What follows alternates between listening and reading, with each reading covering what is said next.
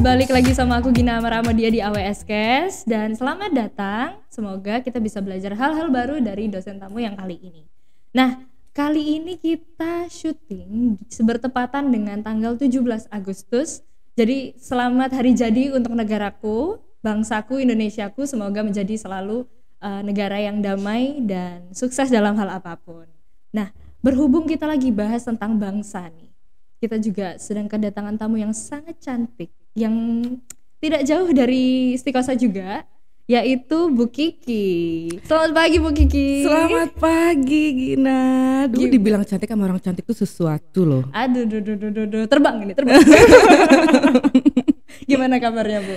Alhamdulillah, luar biasa. Alhamdulillah. Allahu Akbar loh. Kayak anak SD kan begitu. Anak saya tuh begitu kalau di sekolah. Apa kabar? Alhamdulillah luar biasa. Allahu Akbar. Random ya. Nah, saya pengen tanya nih Bu Kiki, selain jadi dosen Istiqosa AWS, instruktur nasional tematik Akademi Kementerian Kominfo RI, dan narasumber gerakan Makin Cakap Digital 2022, juga bendahara Ertik Surabaya. Wah, sibuk sekali ya. Ya gimana ya, jadi berusaha untuk tetap produktif aja sih gitu ya, di sela-sela kesibukan menjadi ibu gitu kan ya, karena kan masih ada anak-anak yang saya harus urus, anak-anak saya masih SD, jadi tetap punya waktu untuk keluarga, juga buat waktu buat orang banyak gitu. Kelihatan banget ya masih mama muda Mama gitu. muda. Kesibukannya jawabannya mirip-mirip sama Pak Yo, karena Pak Yo waktu saya tanya katanya mengisi kegabutan. Oh gitu, ya ampun.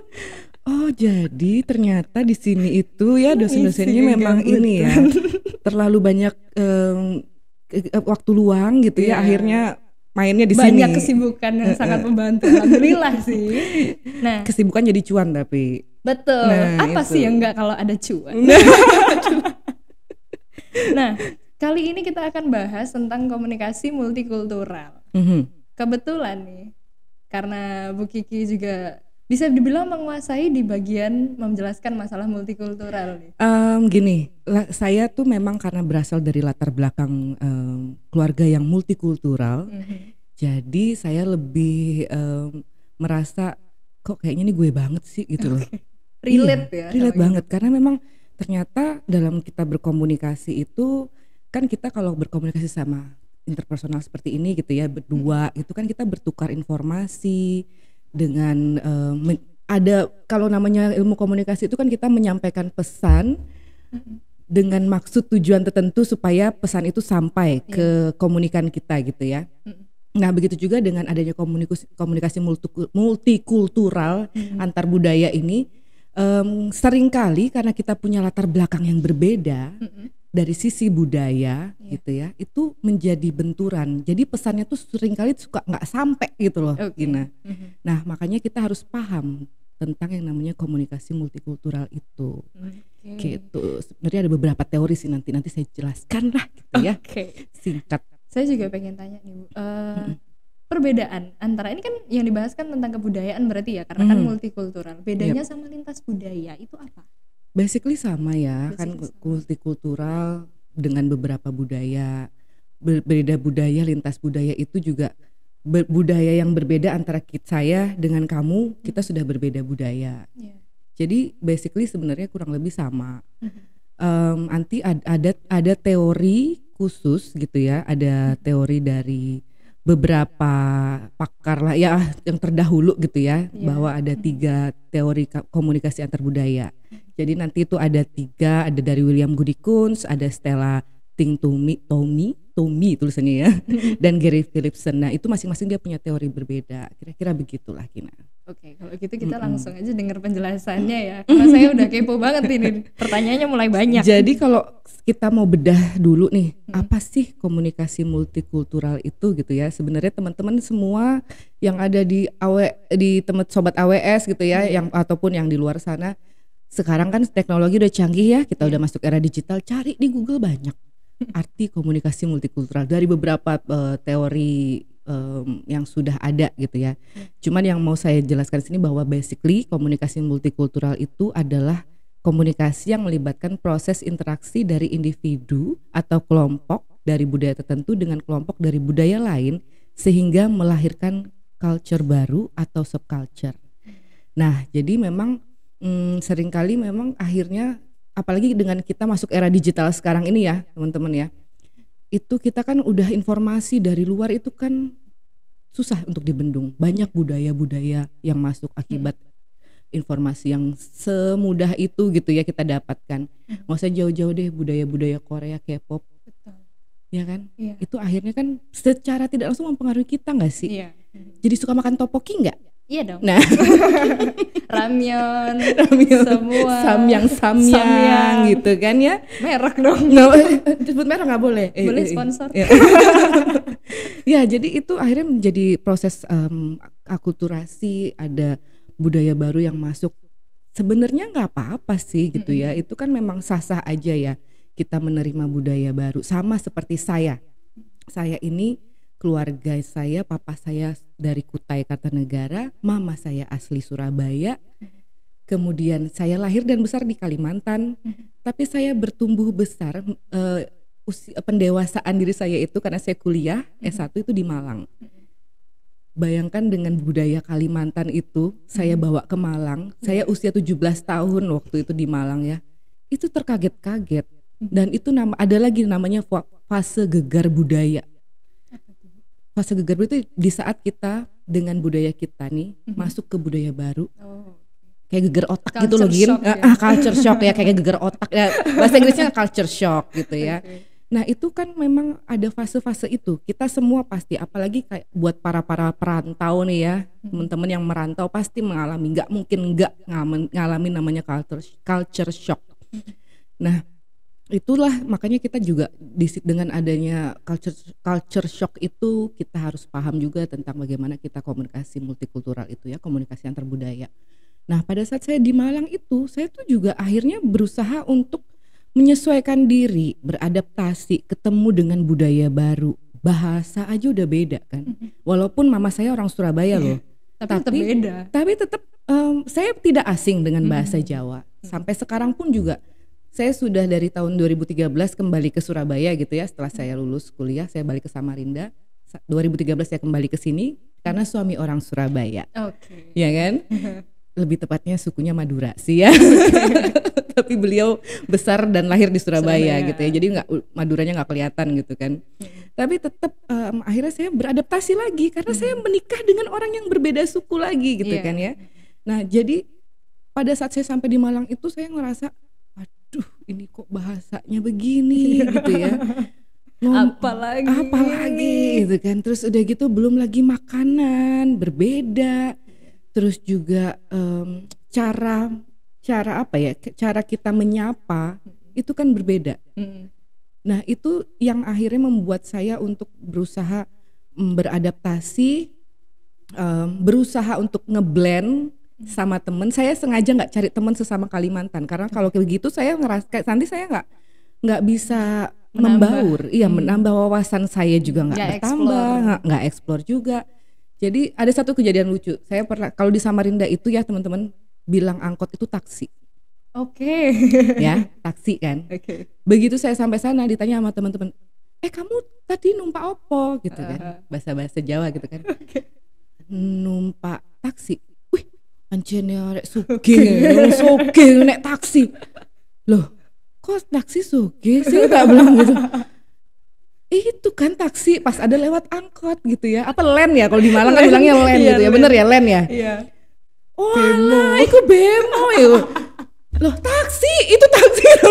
Dari hal-hal begitu aja udah jadi benturan kan. Ada hambatan komunikasi kan di situ. Nah kira-kira begitulah contoh-contoh konkretnya ya kalau kita tidak bisa memahami tentang komunikasi multikultural. Itu secara contoh di kehidupan nyata. Iya banyak kok. Kalau saya mah sering banget mengalami fase-fase begitu ya, gegar budaya culture shock. Sampai hari ini pun saya juga sering culture shock.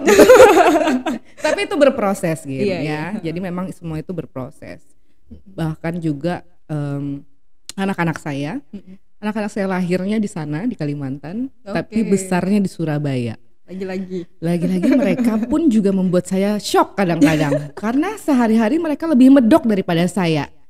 Nah, gitu kan. Jadi akhirnya ya di dalam lingkungan kecil rumah saja kami pun masih tetap menerapkan itu gitu loh.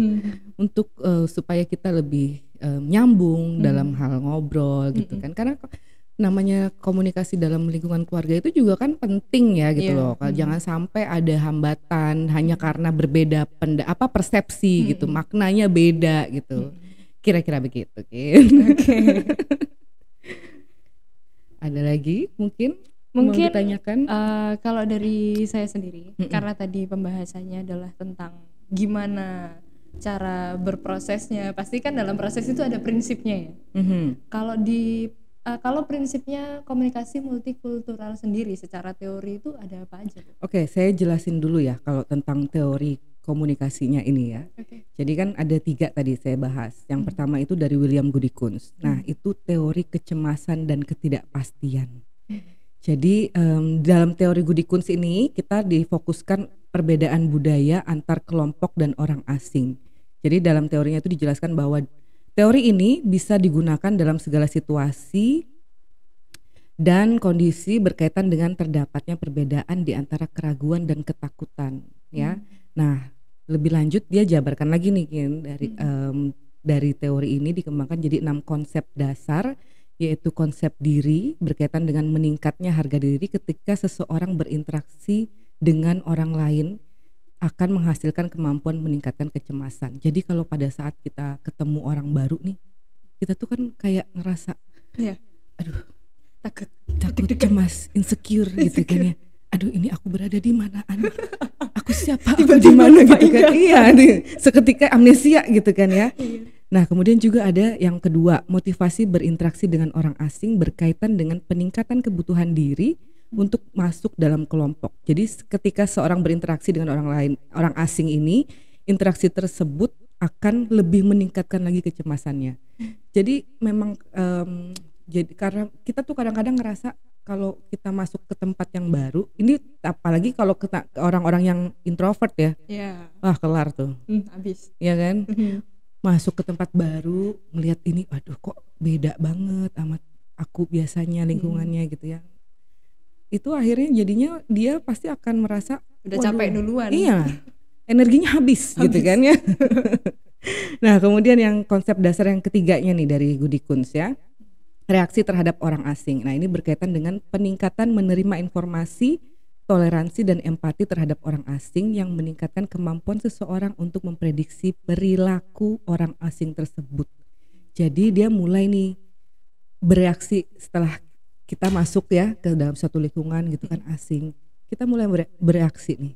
Kita mulai menerima banyak informasi dan akhirnya dari informasi itu kita berusaha untuk toleran. Karena kadang-kadang kalau kita masuk ke tempat budaya yang baru tuh kan kita ngerasa kok nggak sama sih kayak di rumahku, kok begini sih. Nah ini rumah orang loh, kan di mana langit dipijak di mana bumi dipijak di situ langit dijunjung ya kan. Jadi kita sebagai pendatang kita yang harus berusaha beradaptasi. Kita gitu yang kan. lepas sepatu lah. Nah betul, masuk ke rumah orang kita buka sepatu kan gitu ya, bener tuh analoginya.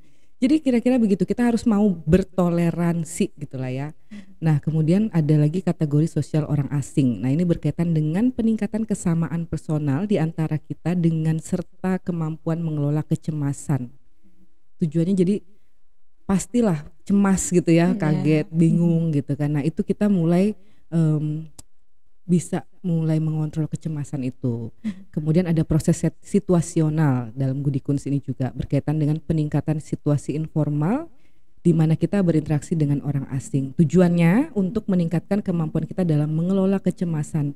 Jadi kan mulailah kita ngobrol pelan-pelan, berusaha mencairkan suasana gitu kan ya.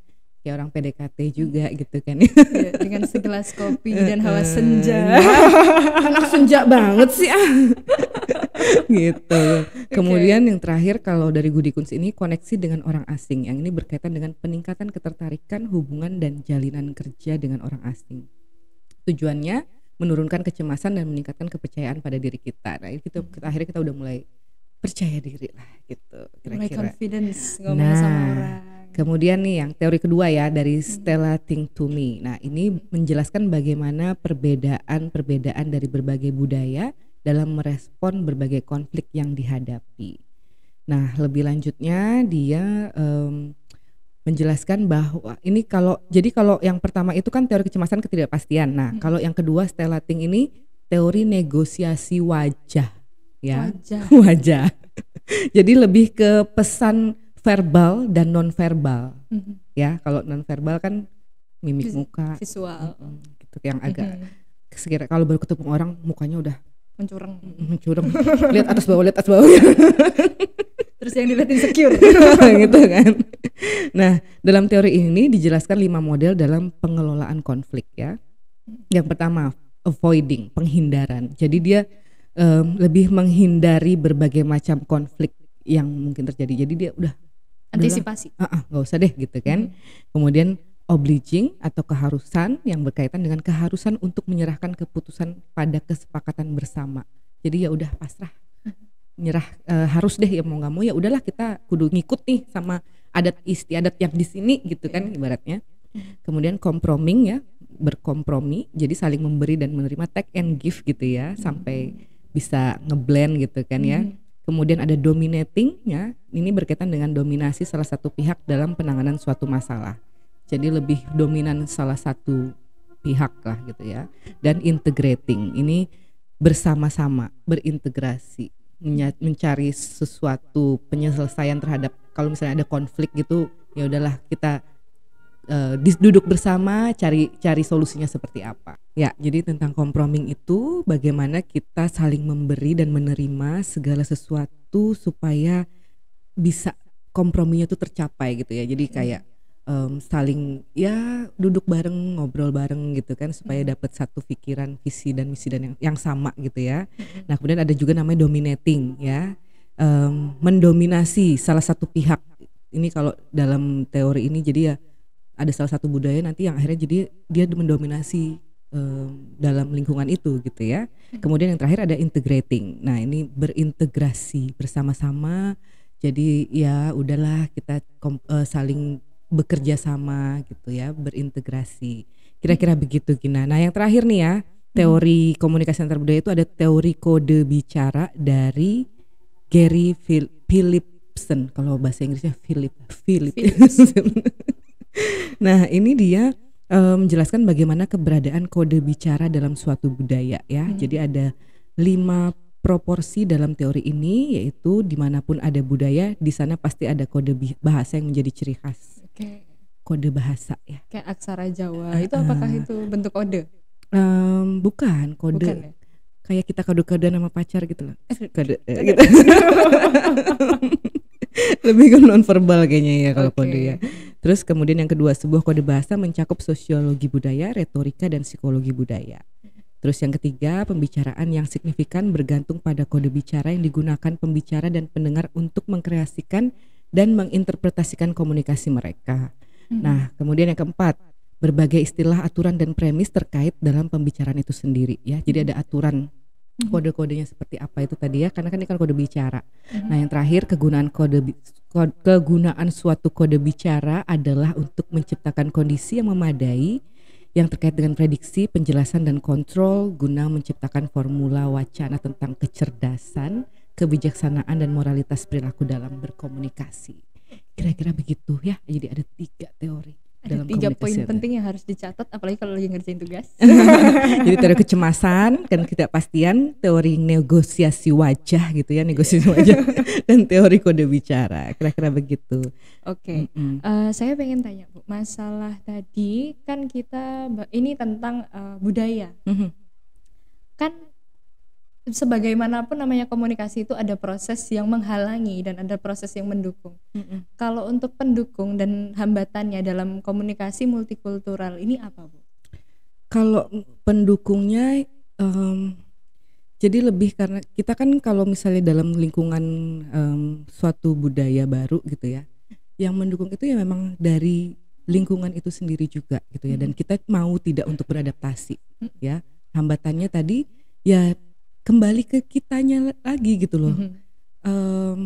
Pesan itu kita yang mencerna gitu ya, memproses gitu kan ya. Karena ini budaya ini kan kita bawa dari lahir ya Gina. Jadi kalau kitanya tidak mau membuka diri, tidak mau berusaha untuk berbesar hati menerima perbedaan, itu akan menjadi hambatan gitu loh. Jadi memang nggak bisa serta-merta langsung kita begitu menerima kebudayaan yang baru atau kita masuk ke kebudayaan yang baru, itu kita langsung rejection atau menerima langsung pun itu juga nggak bisa. Pasti semua ada proses. Kira-kira begitu. Nah, yang mau saya sampaikan di sini ya, memang karena kita ini kan sudah teknologi ini kemajuannya udah luar biasa gitu ya. Era kita udah era digital gitu kan ya. Nah, itu komunikasi antar budaya ini tuh menjadi jembatan untuk pertukaran budaya. Jadi dengan kita belajar komunikasi antar budaya, diharapkan kita bisa memahami segala budaya positif dan keberagaman budaya yang ada. Jadi kita bisa menerima, karena memang apa yang menurut kita baik belum tentu baik buat orang. Begitu juga sebaliknya, ya kan? Menurut kita budaya ini bagus, belum tentu menurut Gina bagus, ya kan? Jadi intinya kita bagaimana caranya kita untuk tetap berusaha untuk mentoleransi itu gitu loh. Lagi-lagi karena ya kita memang diciptakan berbeda-beda gitu kan ya. Di Surabaya aja kita masing-masing daerah aja udah beda stylenya nih. Surabaya Barat beda, Surabaya Timur beda ya kan. Kira-kira begitu ya Gina ya. Jadi memang akan lebih baik kalau kita semua, apalagi generasi muda sekarang ini ya, bisa memahami yang namanya komunikasi antar budaya ini, supaya itu tadi menjadi harmoni. Jadi semua apapun yang berbeda menurut pandangan kita itu akan terlihat indah. Sedap. Enak. Kita agak masuk ke tema hari ini ya. Kita temanya kemerdekaan ya. Melihat kondisi bangsa yang sekarang ini Bu. Menurut Ibu, apakah kondisi kita ini sedang baik-baik saja atau tidak? Menurut saya, kalau saya menilai ya, dari pandangan saya personal, sebagai orang tua, seorang tua, ya bener lah, aku mah udah punya anak berarti kan sudah menjadi orang tua. Kalau menurut saya memang mulai agak mengkhawatirkan ya kondisinya, karena memang sudah mengabur nih wawasan kebangsaan anak-anak generasi zilenial khususnya. Bahkan nggak cuma zilenial, milenial pun juga ada kok.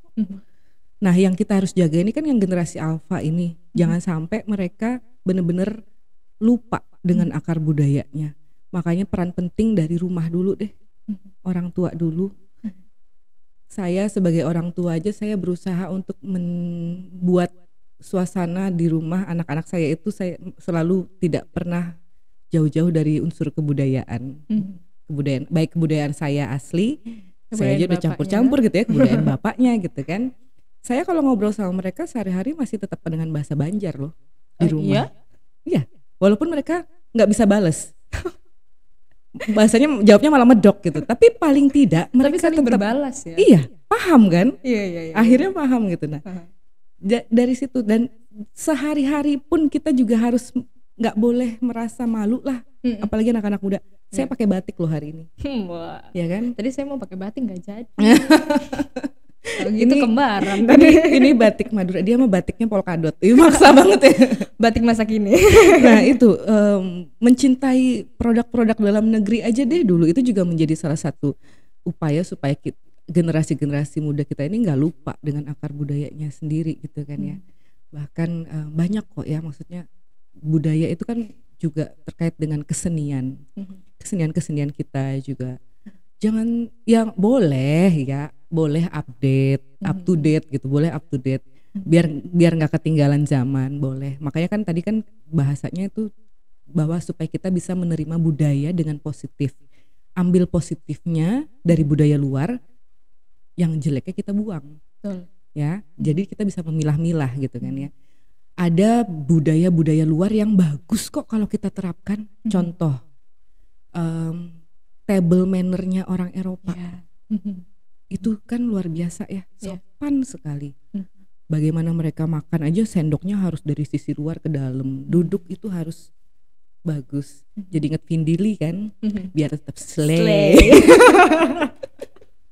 Nah, coba bayangin, itu kan bagus ya budaya Iya. itu ya. Kenapa tidak kita terapkan gitu kan ya, bahwa kalau makan itu harus mingkem, ketawa juga harus gitu. Tidak boleh disekop. Tidak boleh disekop. Nah, budaya-budaya yang positif itu bisa kita pakai kan gitu ya. Itu kan menjadi akulturasi budaya gitu.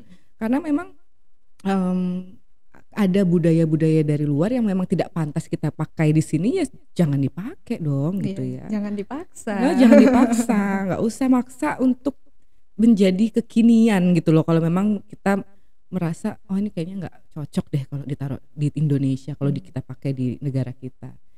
Begitupun juga sebaliknya, kita berusaha ya, mungkin budaya-budaya kita ini kan akhirnya menjadi tren di luar negeri. Kita Iya. pakai batik. Iya. Orang-orang bule kan suka tuh pakai batik. batik bangga gitu kan, dia Iya. kan kayaknya keren banget. Nah, kenapa kita Kok enggak? kenapa kita nggak ngerasa keren gitu kalau pakai Betul. batik gitu kan ya. Bahkan produk-produk lokal UMKM gitu kan, tas-tas itu, tas lokal tuh banyak loh yang Tas bagus. rajut kan lucu-lucu Doa, ya, Bu, ya. jadi sebut merek deh. Ada ini sponsor Doa. Saya aja pakai tas itu gitu kan, karena memang bagus gitu ya. Nggak usah ribet sama brand-brand luar yang Hermes itu kan Iya. ya, atau Remes itu. gitu kan, atau Lopiton gitu kan. Nah gitu Kita punya kok banyak brand bagus. kita Awet banyak kok. dan awet bagus gitu. Dan nggak tahu ya, balik lagi ke style ya. Ada kalau saya memang lebih suka style yang berbau etnik gitu ya. Nah itu yang kita pakai untuk menjadikan contoh anak-anak generasi yang sekarang, anak-anak muda. Saya mencontohkan apa yang saya pakai, yang saya lakukan sehari-hari untuk ditiru anak-anak saya. Ya semoga anak-anak saya akhirnya bisa melihat sosok, wah emak gue begini nih gitu kan. Jadi role model. Jadi role model gitu kan. Tapi memang iya, alhamdulillah anak saya si yang kecil, si Kikar itu kan suka nyanyi ya. Jadi dia walaupun dia suka Blackpink ya, Blackpink in your area gitu kan. Dia suka banget Blackpink. Nah, joget-jogetnya dihatam gitu ya. Wow. Tapi saya tetap memperkenalkan lagu-lagu daerah sama dia. Lagu-lagu daerah dari Madura, lagu-lagu daerah dari Kalimantan, dan dia hafal juga. Jadi tetap balance, tetap seimbang. Jadi kasihan juga kalau dia nggak ngikutin kekinian, ntar dia diceng-cengin sama temennya. Kan kasihan. Jogetnya gitu kan. Blackpink, lagunya dari Kalimantan. Nah, sebentar. Kayaknya bisa ya. bisa bisa mungkin gitu. bisa Blackpink nanti kalau kesini bawa gamelan gitu kan. Berkolaborasi. Apa Ya salahnya kan? akulturasi? Akulturasi budaya antara Indonesia dan Korea. Betul. Bahkan saya pernah lihat ada desainer muda, entah dari mana ya. Kemarin itu dia bikin hanbok ya, baju hanbok itu tapi batik. Wih. Bahannya batik, keren Asik loh. buat kawinan itu. Iya kan, lucu Iya, kan. lucu. Nah, jadi kebudayaan dari luar itu tidak melulu jelek kok teman-teman ya. Ada Gimana yang kita bagus. meresponnya aja. Nah, yang penting kita tidak lupa dengan budaya kita sendiri. Gitu. Dan saya tuh sebenarnya juga pengen gitu ya. Maksudnya kan sekarang saya sudah jadi warga 031 ya. KTP-nya juga udah 031. Saya tuh pengen medok-medokin bahasa Jawa gitu ya. Belaga Surabayaan gitu kan. Tapi selalu enggak warlock. jadi kayak teman-teman udah lagi nggak usah ngomong. Ya karena saya berusaha untuk beradaptasi gitu, berbudaya, mendalami kebudayaan di sini. Tapi ya udah nggak apa-apa kalau emang saya lebih dengan dominan dengan bahasa Indonesia ya udah gitu kan ya. Jadi nggak melulu harus kita memaksakan diri untuk bisa masuk ke budaya itu. Kalau memang nggak bisa ya udah jadilah dirimu sendiri kan gitu. Oke, mantap. Kira-kira begitu. Nah, ini mungkin karena kita juga ini kan umur-umurnya umur-umur muda setengah tanggung agak dewasa ya. Umur nanggung ya. Umur nanggung ini emang agak labil-labil nggak jelas gitu ya gini. Iya betul. Dan bentar lagi kita akan jadi orang tua di masa depan. Kalau dinasehatin mungkin kita sebagai anak-anak udah sering ya. Coba kalau saya minta tolong sama Bu Kiki menasehati kita semua ini sebelum jadi orang tua, yang bagusnya ditanemin apa tuh Bu? Gini, orang tua kamu pada saat mendidik kamu dulu punya cara yang berbeda, ya kan? Sekarang perkembangan zaman juga udah luar biasa cepet gitu ya. Era-era digital ini kan luar biasa. Intinya ingat, anak zaman sekarang sama anak-anak zaman dulu udah beda. Jadi kita sebagai orang tua harus mau terus belajar. Jangan pernah berhenti belajar. Terus belajar, terus update. Ilmu-ilmu parenting banyak kok di Google gitu ya. Jadi jangan pernah samakan gaya mendidiknya orang tua zaman dulu sama zaman sekarang. Saya aja dulu dididik sama orang tua saya beda. Saya nggak mungkin menerapkan apa yang saya dapatkan dari orang tua plek-plekan ke anak saya, karena itu akan jadi malah tambah kacau gitu ya. Ada memang nilai-nilai yang dari orang tua saya dulu yang saya berikan ke anak saya, tapi tidak semua, dan itu saya pilah-pilah. Oh oke, ini kayaknya bisa deh diterapkan ke zaman sekarang, ke si anak generasi alpha ini gitu ya. Tapi nanti pada saat kamu punya anak pun itu akan berbeda lagi Gin, karena perkembangan zaman ini kan ya. Nah akhirnya ya memang kitanya yang dituntut untuk mau terus belajar, membuka diri gitu ya. Jangan pernah merasa oh aku nih orang tua, suka-suka harus kamu anak harus ikut aku, nggak bisa. Karena saya sudah lahir duluan. Saya sudah lahir duluan gitu kan. Saya lebih banyak makan asam dan garam gitu kan. Lagunya Tulus bukan sih? Iya betul. Kira asam Makanya dan garam. Makanya kok tadi nggak asing itu. Jadi intinya ya itu tadi, memang kita orang tua ini memang nggak bisa lah melulu merasa benar gitu ya. Jadi update terus, jangan pernah puas dengan apa yang sudah kita dapatkan waktu dari orang tua kita yang terdahulu gitu ya. Karena itu perkembangan zaman ini nggak bisa kita bendung, terus berubah, dan anak-anak ini makin pinter. Megang gadget aja makin jago daripada emaknya gitu kan ya. Betul, kalau saya aja iri. Nah, anak saya yang kelas 4 SD udah bisa ngedit video loh. Waduh, luar biasa kan. Kemungkinan ibunya yang bikin YouTube, anaknya yang ngedit ini. Yang edit-edit sederhana gitu ya. Ya namanya anak sesuai umurnya lah gitu. Nah, makanya kita juga harus awasin terus. Intinya tadi apa? Komunikasi. Dengan anak itu harus terjalin dengan baik lah ya. Komunikasi yaitu kalau kayak saya contohnya tadi kan kita berbeda budaya. Saya sama anak saya aja hitungannya beda budaya loh. Karena saya ditumbuh dan dibesarkan di Kalimantan, mereka tumbuh dan besar di Surabaya. Jadi mau memahami itu semua dengan positif pastinya, kira-kira begitu. Karena ingat, perbedaan itu pasti ada. Saya dan Gina berbeda, saya dan teman-teman sobat-sobat AWS juga berbeda. Tapi kita harus memandang perbedaan itu sebagai sesuatu yang indah. Bertoleransilah. Jangan pernah berpikiran lu harus ikut gua gitu. Budaya gue yang benar. Nggak bisa begitu. Saya jadi harus kita mau bertoleransi supaya tercipta harmoni. Mantap betul. Karena pada dasarnya toleransi itu ketika kita tidak bermasalah dengan masalah orang. Bener. Ya udahlah gitu ya. Ya udahlah, mereka mau hidupnya seperti apa. Mungkin mengingatkan itu perlu, tapi tidak perlu ikut campur. Betul. Sekedar mengingatkan gitu ya. Banyak itu di komen-komen netizen sekedar mengingatkan. Nah, sekedar mengingatkan. In my humble opinion gitu ya. IMHO gitu kan singkatannya gitu ya. Tapi ya tetap aja julid netizen Indonesia ini ya. Bisa. Makanya pentingnya literasi digital itu tadi. Literasi ujung-ujungnya literasi digital. Karena memang itu poinnya. Iya, memang kalau dalam literasi digital itu kan ada etika budaya, ada digital budaya, ada cakap digital, ada lagi namanya digital safety. Nah, makanya ini yang penting di era sekarang gitu loh. Kalau kita tidak paham tentang literasi digital 4 pilar itu, bakal sering terjadi gesekan, konflik, muncullah netizen julid ini gitu kan ya. Itu sepertinya harus dibahas di satu sesi sendiri. Iya, betul, itu harus dibahas nanti, next time kita bahas tentang fenomena netizen julid. Betul. Sekarang juga sebenarnya nggak full semua hal yang kita permasalahkan, kendala-kendala di masalah kebangsaan itu tentang yang muda-muda yang lupa. Sebenarnya banyak fenomena-fenomena yang jalan waktu itu, kalau nggak salah di Jalan Jogja itu mereka bikin fashion week jauh sebelum Citayam itu mereka bikin yang pakai kebaya, pakai batik. Nah, jadi lupa itu nggak selalu yang muda, kadang-kadang yang tua juga lupa. Iya, betul sekali. Oke, makasih ya Bu Kiki. Sama-sama Gina, untuk waktunya sharing-sharingnya. Belajar bareng pakar tuh emang harus selalu sama pakarnya biar makin ngerti, makin paham ya. Terima kasih untuk waktunya, dan terima kasih buat teman-teman yang udah lihat dan udah nonton dari awal sampai akhir. Jangan lupa untuk selalu pantengin YouTube-nya channel Stikosa. Psikos AWS di AWScast setiap jam 10 sampai setengah 11 30 menit. Dan kembali lagi saya ucapkan Dirgahayu Indonesiaku, semoga selalu jadi negeri yang maju. Terima kasih semuanya. Dadah. Dadah. Sampai jumpa lagi. Merdeka.